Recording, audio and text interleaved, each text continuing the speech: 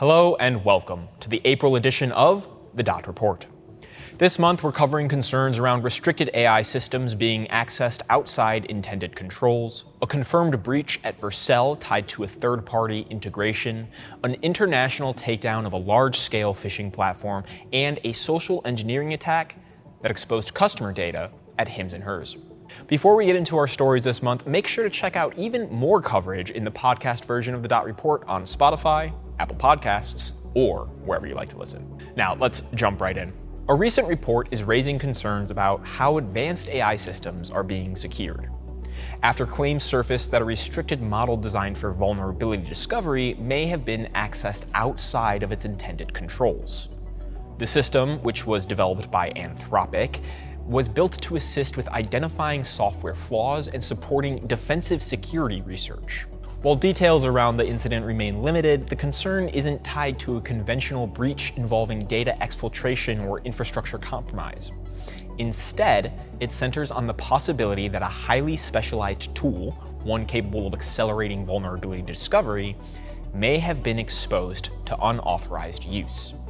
Systems like this are designed to analyze code, identify weaknesses, and in some cases, generate a proof of concept exploit. That capability can significantly compress the time between identifying a vulnerability and turning it into a working attack. If access controls fail, the same system intended to support defenders can be used to scale offensive activity.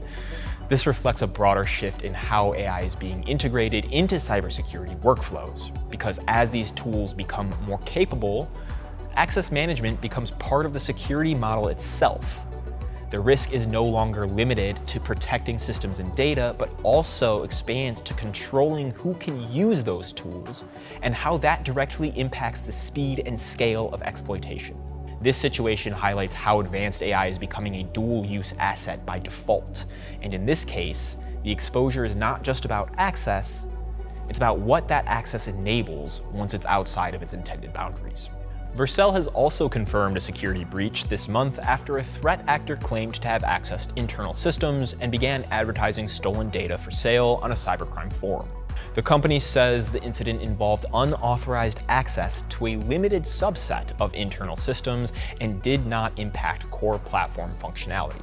According to the investigation, the entry point was not a direct attack on Vercel's infrastructure. Instead, it was a breach that originated through a third-party AI tool connected to an employee's Google Workspace account. That integration provided a pathway for the attacker to access the employee's account and then pivot into internal systems.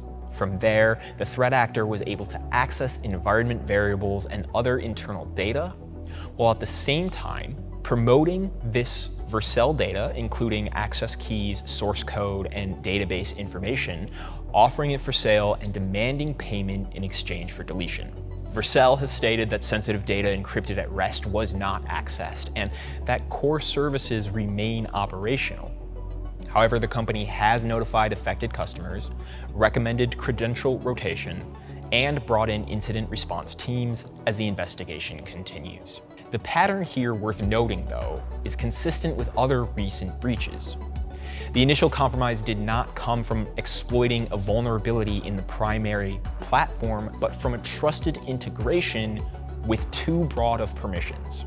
As organizations expand their use of third-party tools, particularly AI-driven platforms, those connections increasingly function as extensions of the internal environment with the same level of access and risk.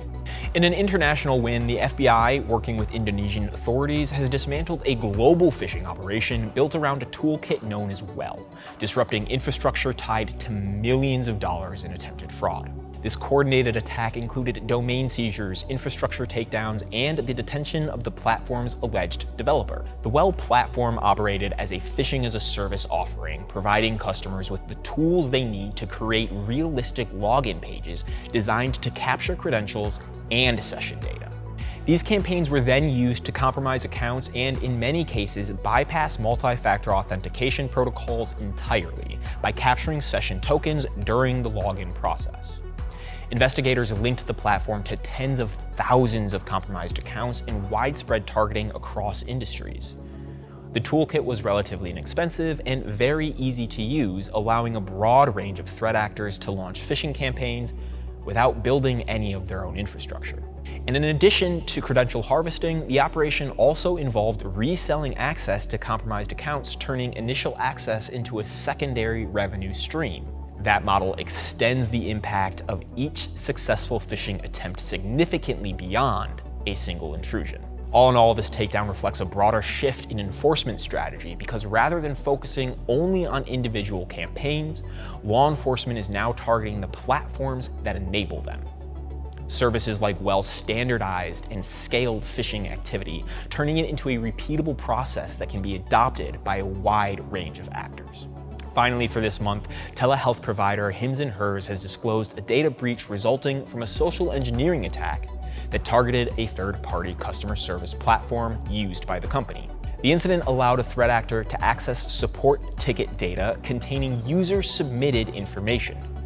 According to the disclosures, the attacker gained access by manipulating employees into granting system access rather than exploiting a software vulnerability. This breach occurred over a multi-day period before it was identified and contained, and the compromised data included everything from customer names to email addresses and information submitted through the support interactions. While the company stated that electronic medical records and provider communications specifically were not affected, support ticket data can still contain sensitive context related to user accounts and services and even treatments. The intrusion was limited to a third-party system, but it highlights a recurring gap in many environments. Customer service platforms typically operate outside the core infrastructure while still aggregating large volumes of sensitive information, and access to those systems can provide meaningful visibility into users and operations without requiring deeper network compromise. This type of attack reflects a consistent pattern. The entry point is not a technical failure, but a trusted interaction. As organizations rely more heavily on distributed teams and external platforms, those human and workflow-based access points continue to be one of the most reliable paths into an environment for threat actors. That's it for this month. So as always, thanks for watching. And remember, if you want more news from the Dot Report, you can always hear these stories, plus several more covered in our podcast report on Spotify, Apple Podcasts, or wherever it is you like to listen. I'm Andrew Mancini with Dot Security, and this has been the Dot Report. Browse safe out there, and we'll see you next month.